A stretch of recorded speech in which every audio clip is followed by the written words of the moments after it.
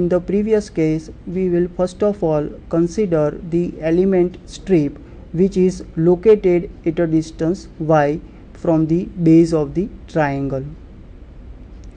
Let us say dy is the thickness of this elemental strip. Now you concentrate on the two triangles here, the smaller triangle having the base L and the bigger triangle having the base B. Both these triangles are similar.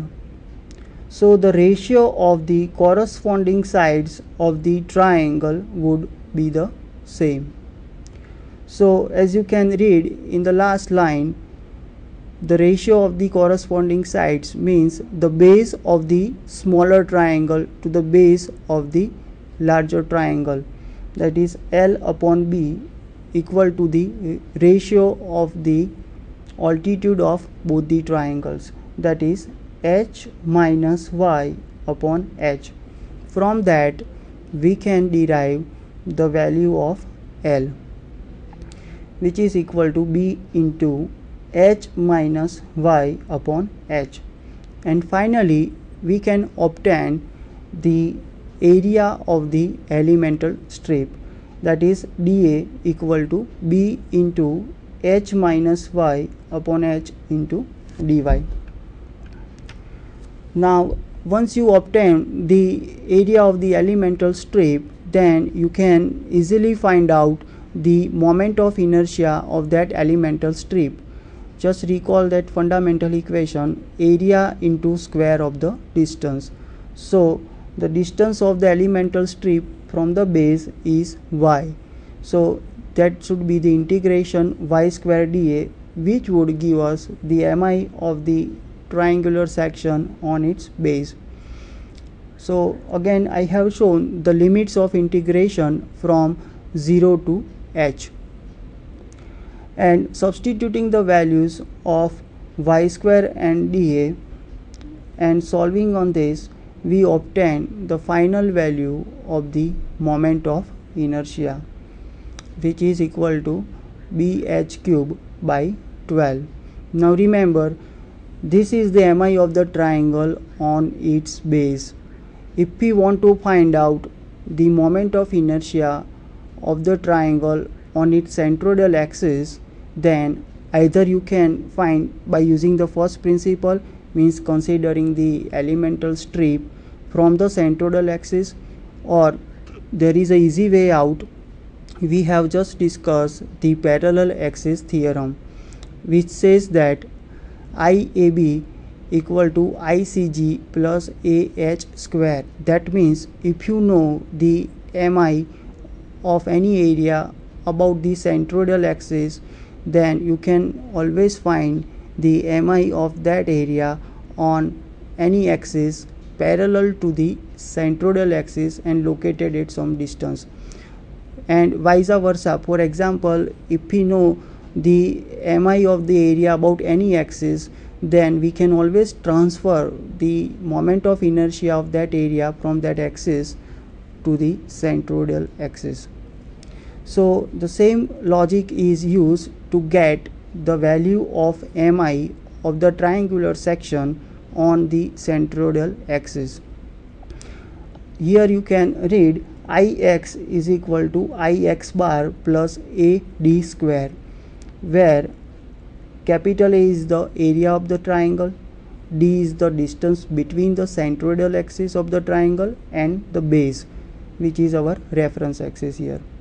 Then Ix, that is the moment of inertia of the triangle on its base, which we have just found bh cube by 12, and Ix bar, that is the mi of the triangle on the centroidal axis.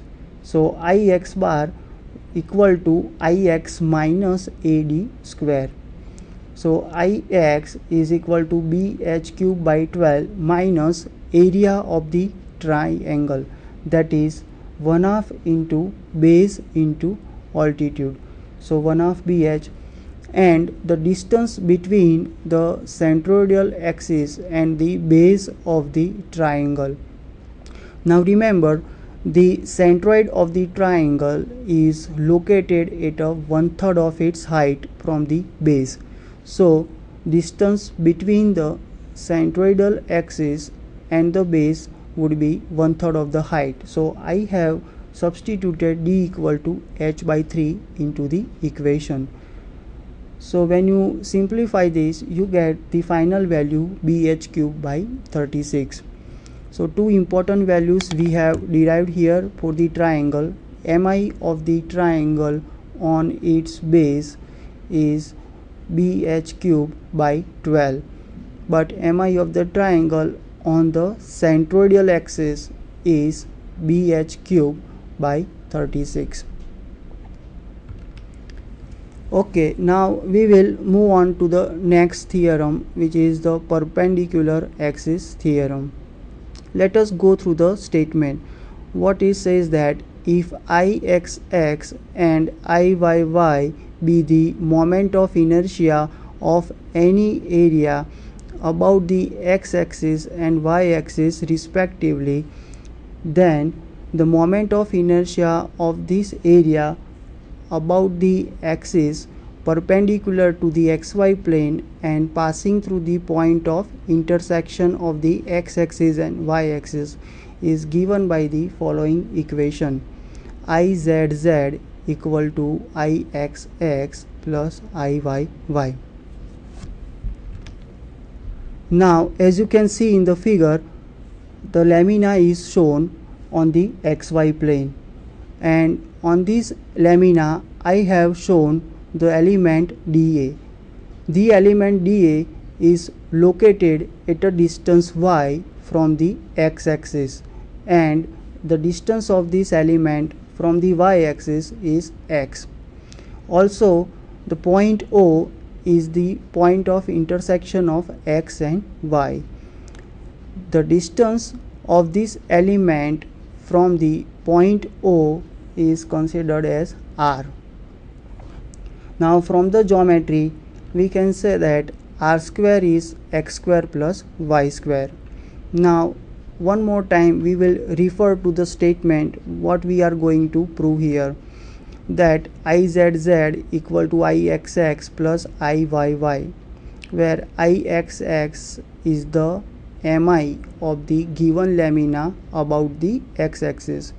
Iyy is the mi of the given lamina about the y-axis, and Izz is the mi of the lamina about the z-axis, which is perpendicular to the xy plane and passing through the point of intersection of the x and y. Now in this case you have to imagine that the z-axis is perpendicular to the xy plane, that is the plane of your television screen, and passing through the point of intersection of x and y, which is the point O.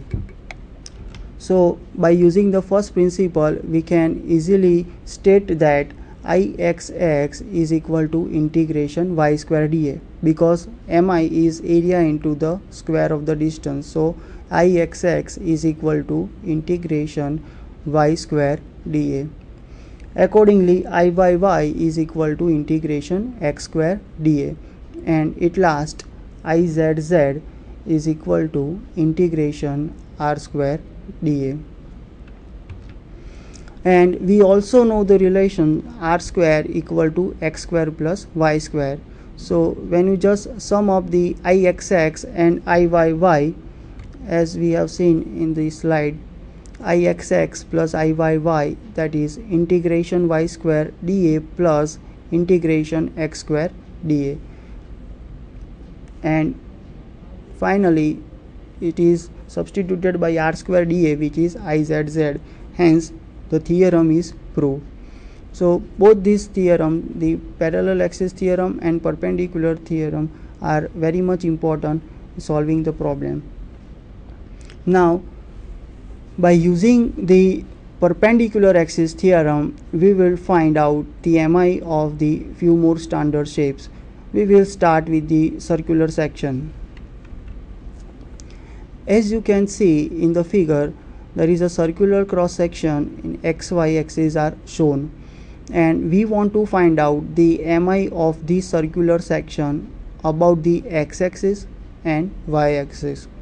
So we will find this by using the perpendicular axis theorem.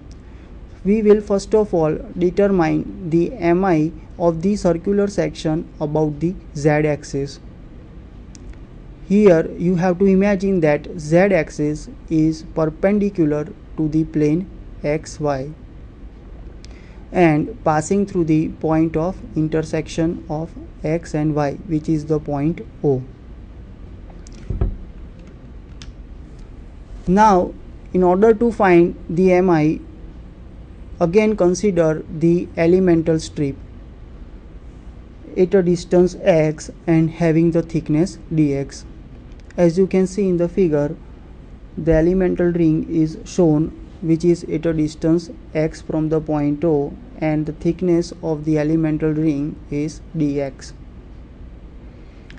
Small r is the radius of the whole circle of which the mi is to be found out. First of all, the area of the elemental ring, which is equal to 2 pi x dx. So mi of this elemental ring about the z-axis would be equal to the area of the elemental ring into the square of the distance, which is equal to 2 pi x dx into x square.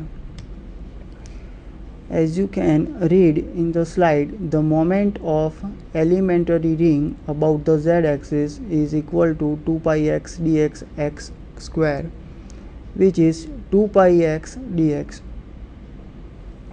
Now in order to find the mi of the whole circle about the z-axis, so we have to simply integrate it from 0 to r, and on simplification we get izz as pi r raised to 4 by 2.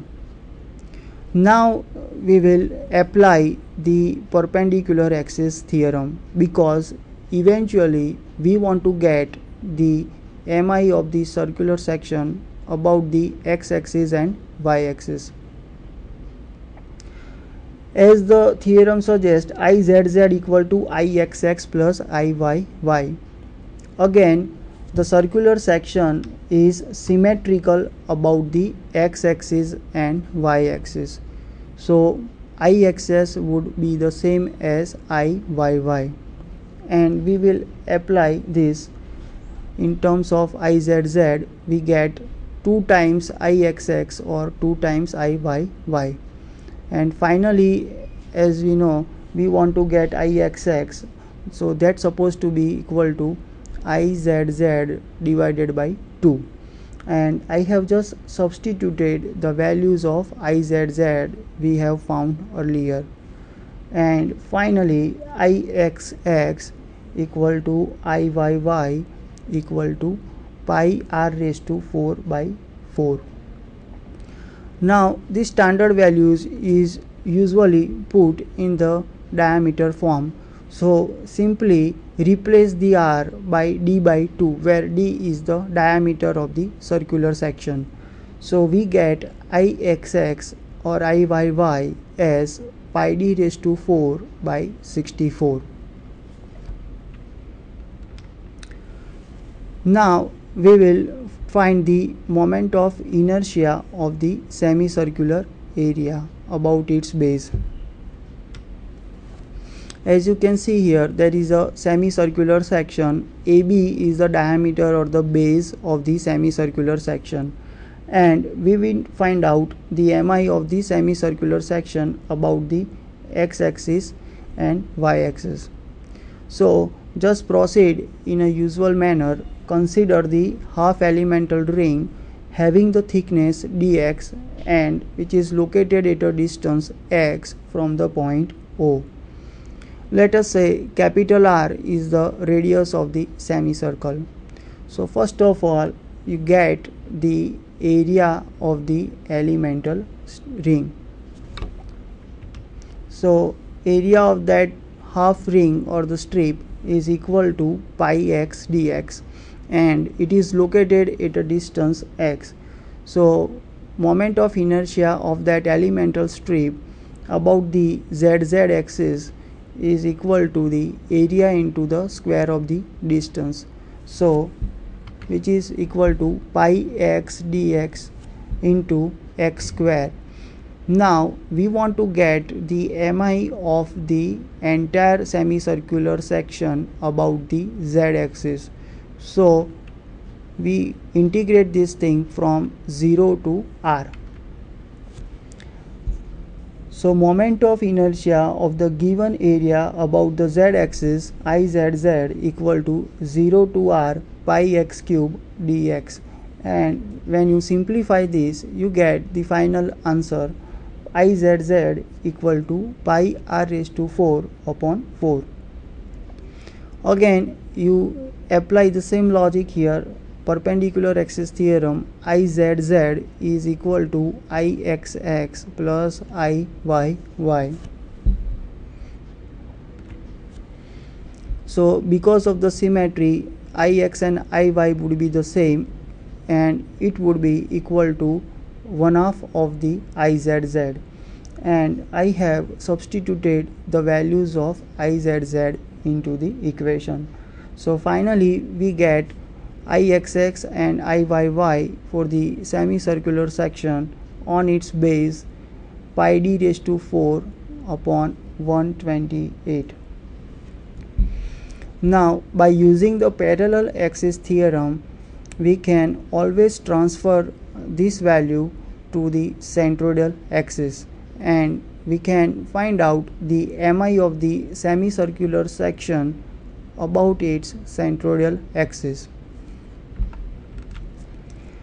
As you can see in the figure, we know that the centroid of semicircular section is located at a distance 4r upon 3 pi from its base, and general form of the parallel axis theorem is IAB equal to IG plus AH square, where A is the area of the lamina, H here is the distance between the centroidal axis and the axis along the base of the semicircle, Ig is the mi of the semicircular section about its centroidal axis which we are finding, and I